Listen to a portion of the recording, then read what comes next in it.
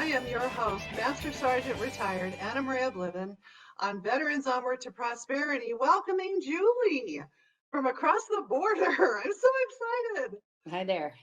Hi. So I see that you had 20 years and 9 months in the service, and you were in artillery. What was that like?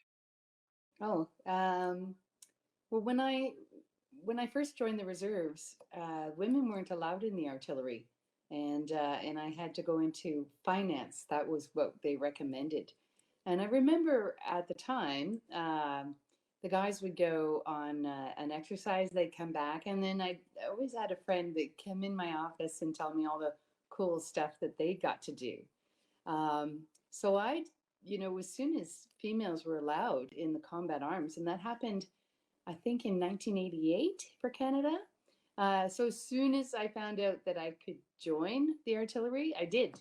And I remember at the time, the chief finance officer came and had a meeting with me. And she had a brief sort of meeting about what ladies do and what men do. And I quietly listened to the whole speech. And when she finished, I said, I still want to do it.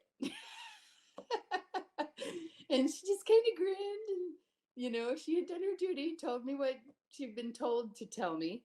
And yeah, then she helped me transfer into the artillery. Well, I'm glad she didn't stand in your way. No, no, I actually think secretly she was supportive, but she had to do what her boss had told her to do. So yeah, and then so I was lucky to get accepted into the Royal Military College. So that's where I went for university. I went in there already with my jump wings. I had gotten onto the Canadian Forces parachute course when I was in the reserves. And so when I came into RMC, I already had my wings, I already had an understanding of what the military was. I had a great school time. It was tough. We didn't go out like you hear all the parties at a civilian university. We didn't have those parties, but it was worth it. It was worth it because you really bond with the folks around you, and yeah, I wouldn't give it back. There was such a great experience at RMC. That's After that, awesome. yeah, thank you.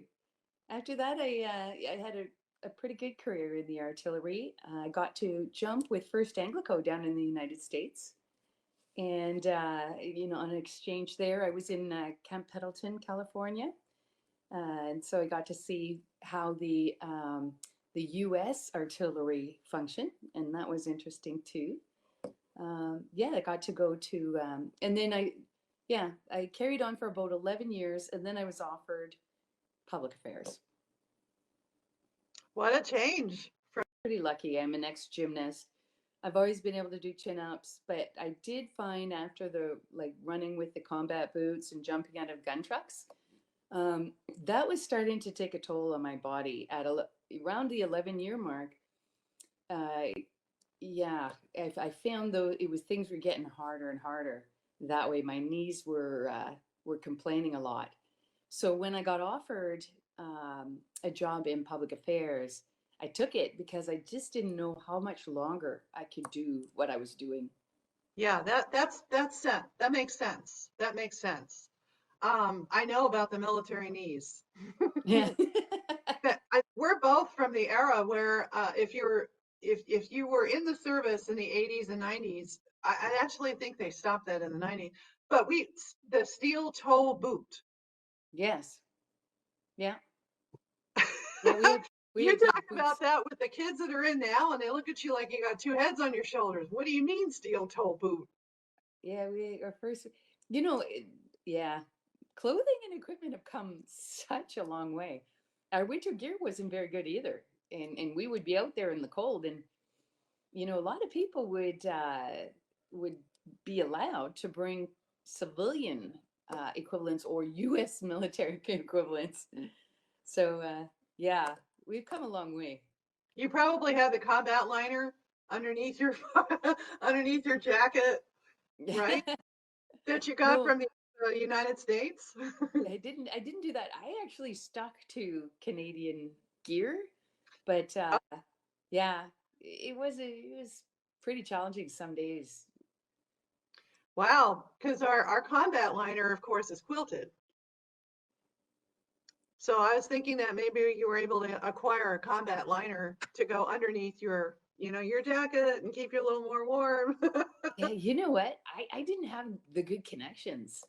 I don't Oh, okay. I don't know how people got what they got. I didn't have any good connections, so I guess I didn't bother. That's all right. You made it through 20 years and 9 months. Yeah, Congratulations. thank you, thank you. So when you got out of the service, um, we're going to take a break for a commercial here, but when we come back, I'd like to talk about your experience after you left the service. So we'll continue that right after these messages, so don't go away.